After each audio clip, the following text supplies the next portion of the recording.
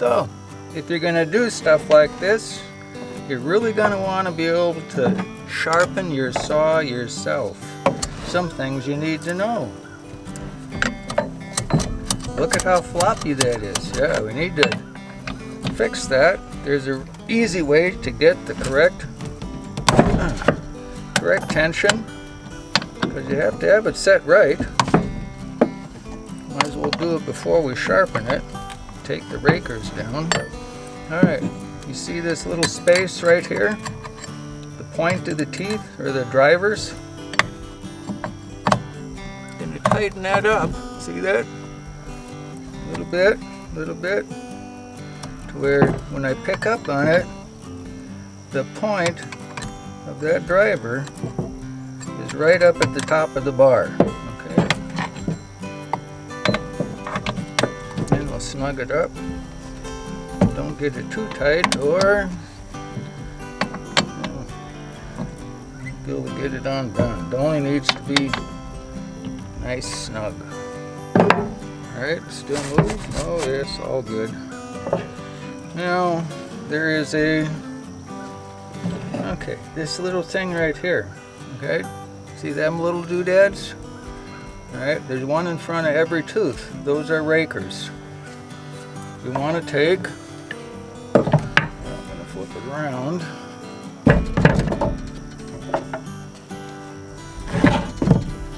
You're going to take the rakers down.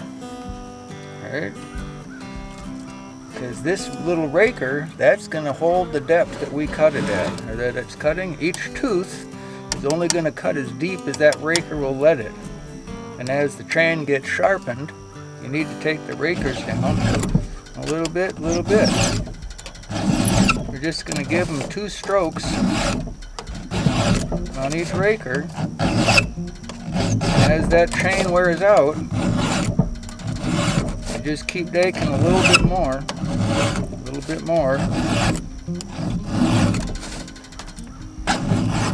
When it's sharp, you should be able to set this thing at full throttle on the material that you're cutting, because you're going to set it different for oak or pine or apple. When you set the bar at full throttle on something without pushing down on it, it should be able to absorb the full power of that saw without over revving.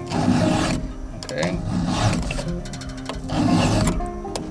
If it's sharp, you shouldn't have to push down on it. If the rakers are set right, that's going to set the depth of cut for whatever species it is that you're cutting at. No need to make it any harder than it already is. Wood's work can be a challenge. Come on.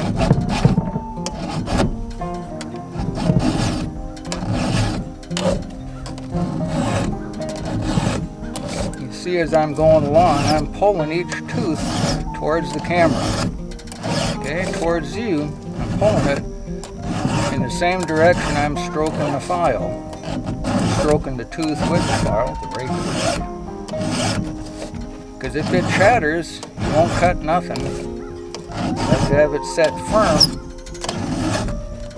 so it will actually cut nice, smooth,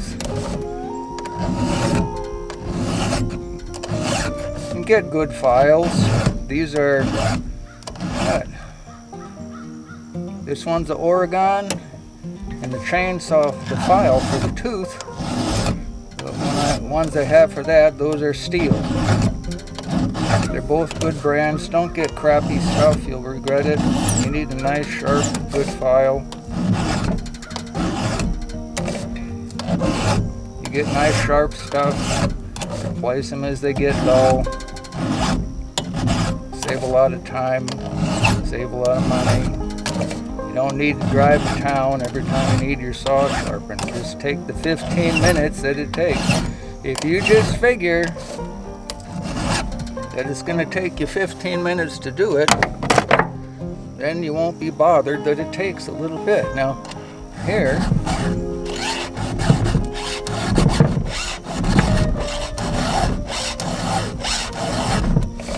I've been cutting in the dirt That dulls them up pretty quick, but it don't take long to sharpen it, especially if you got a good file.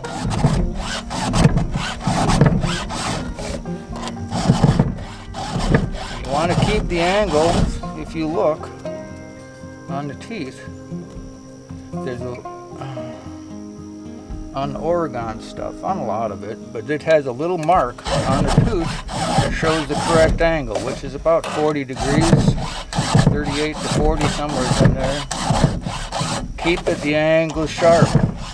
If you go this way and blunt it off, hopefully I'm not blocking that camera with my hat. Here, I'll do this. Nope, I can't do that. I have this kind of hat on. I'll move back a little bit, make sure I don't block the camera. Keep the angle.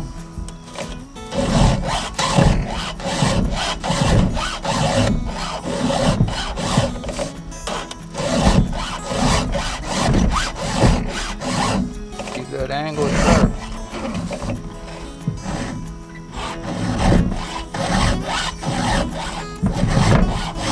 There, it's kind of like you're giving somebody a knife. Real nice hug. Hold on to the saw. Don't take long. Sharp as a razor.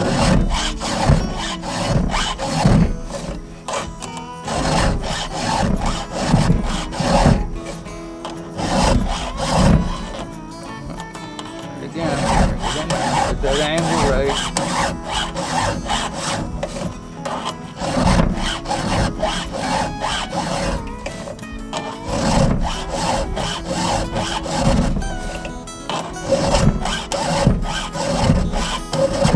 You're going to want to go this way, but don't do it. Don't get tempted by that. Keep that angle sharp. And you're basically running level, not tipped, level to the tooth.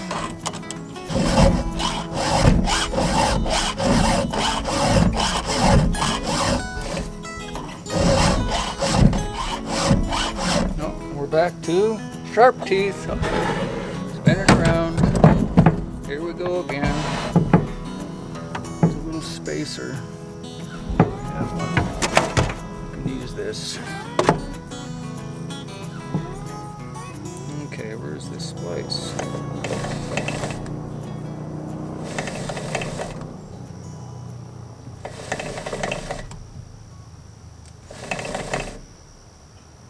Oh, here it is. Right here is the splice. See the two teeth on the same side? Splices right there. Okay.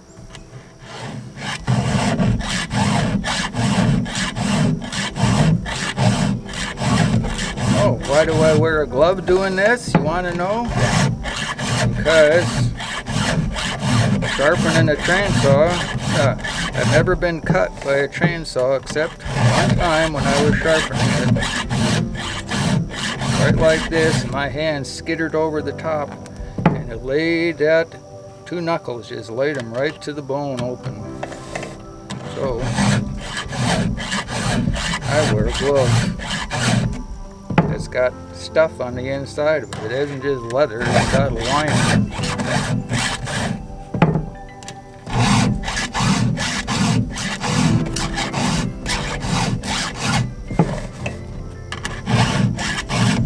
If you get a workspace like I've got here, where I've got it right at, how high is it? Oh, it's like navel height. That works perfect for me.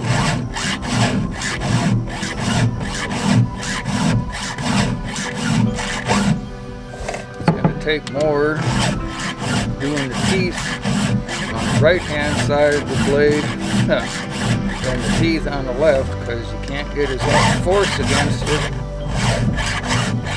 At least I can't.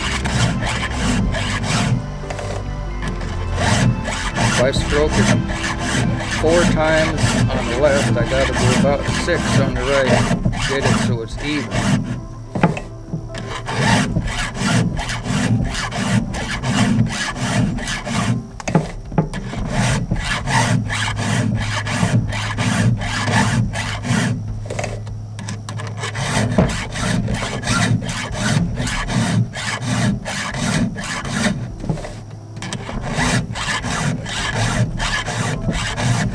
far as that giant birch tree stump,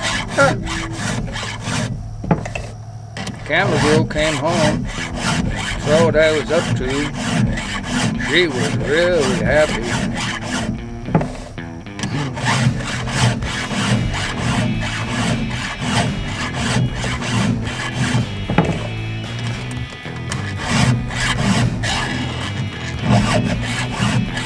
It's a good thing to make camera girl happy.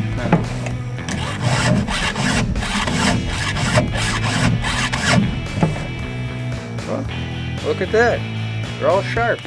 Easy. See how nice that is? See? Take care of it, saw. It's a good friend if you take care of it well. And if we get a hustle on it, we can get grass seed.